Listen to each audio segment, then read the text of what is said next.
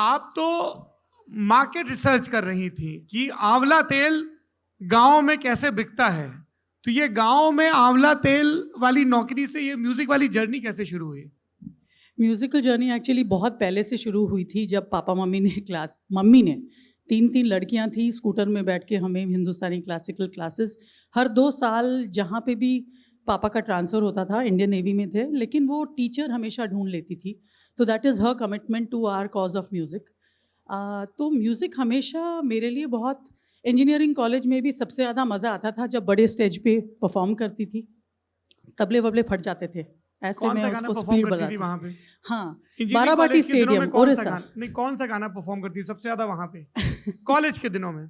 College के दिनों में एक गाना था जब 4 तबलची बैठे थे और ऐसे मैंने पेस चढ़ाया कि वो एक तबला तो उड़ के ऐसे ऑडियंस में गिर गया, ऐसे बजाते बजाते एक फट ही गया। तो 2 गाने होते थे जी।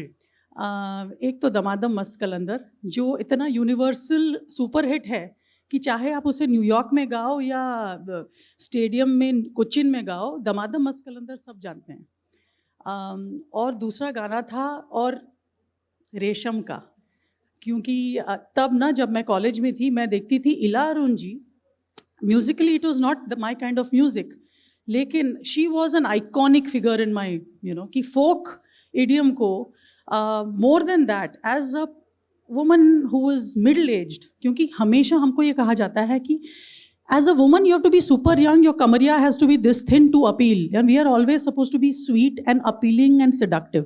इसके बाद हम बात करेंगे बेदर्दी राजा, क्योंकि I want to decode that song कि वैसे बॉलीवुड में जाके तो रेशम का जो था, लेकिन इला अरुण जी owned the aspect of sexuality, desire, being herself. She was groaning and moaning and that time we were thinking India में ये अश्लील चीज, that was our training. Subconsciously we were made to feel like you have to feel ashamed, and the truth is वो जब आई ऐसे videos लेके और ऐसे बुलंद आवाज़ और फुल थ्रोटेड आवाज़ में, औरतों को तो हंसना भी नहीं चाहिए। जब आपने वो ललन टॉप वाला जब रील डाला ना कि मैं भी खड़ा होना चाहती हूँ, हा हा हा हा, and I am laughing like I am some kind of a Mogambo खुश हुआ, which is okay for men, but for women it is not considered very attractive. But the truth is ये जो औरतें हैं ना जिन्होंने जिग किया जब दुनिया उनको बोल रही थी कि यहाँ चलो, they are the ones who inspired me.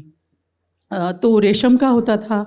तो सौरभ, बाराबाटी स्टेडियम में तबला इन दोनों गाने पे फटा था, लेकिन हम रेशम का जब बात कर रहे हैं वो राजस्थानी फोक स्पेस से है, लेकिन अपनी सेक्सुअलिटी को ओन करने वाली जो बात है उसमें, जब मैंने जो डेली बेली बन रही थी एल्बम, और वो एल्बम भी इतनी यूनिक थी कि उस फिल्म में एक्चुअली कोई गाने नहीं थे, एक ही गाना कमीशन हुआ था, लेकिन राम संपत और हम अपने स्टूडियो में, हमको पता भी नहीं था कि शायद फिल्म, वी डिडंट नो कि फिल्म हैड बीन कैंड, कि इंग्लिश फिल्म है, बहुत गाली गलोच है, it's not the kind of film which is going to be worth putting out.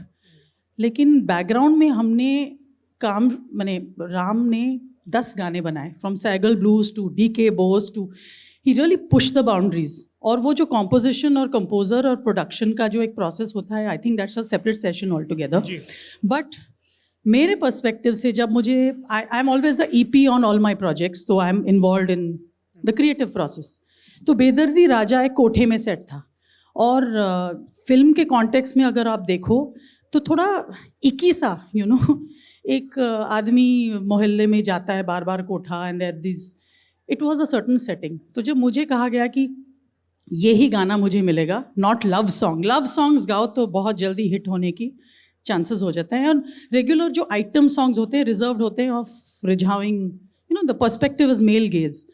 तो बेदर्दी राजा जब आया, मुझे लगा कि I have to find myself in this song with all my politics, and my politics means there is nothing wrong with sexuality और sensuality, this is, ये हमारे life का बहुत इंपॉर्टेंट पार्ट है, लेकिन हमेशा बीइंग ऑब्जेक्टिफाइड, दैट ऑब्जेक्टिफिकेशन, उसको हिंदी में क्या बोलते हैं? मैं तो सोचती हूँ सौरभ आप मेरे थोड़े हिंदी क्लासेस ले लो, क्योंकि मैं उड़ीसा की हूँ, और मुझे लगता है जब मैं आपको कभी कभी, ये जब आए थे ना नेटफ्लिक्स से कोई शो पे, वो शो मैंने कभी नहीं देखा है, बट सौरभ द्विवेदी जब आए तो मैंने बहुत ध्यान से देखा, क्योंकि जब ये बात करते हैं ना हिंदी में, मुझे लगता है it is like music, it is like music.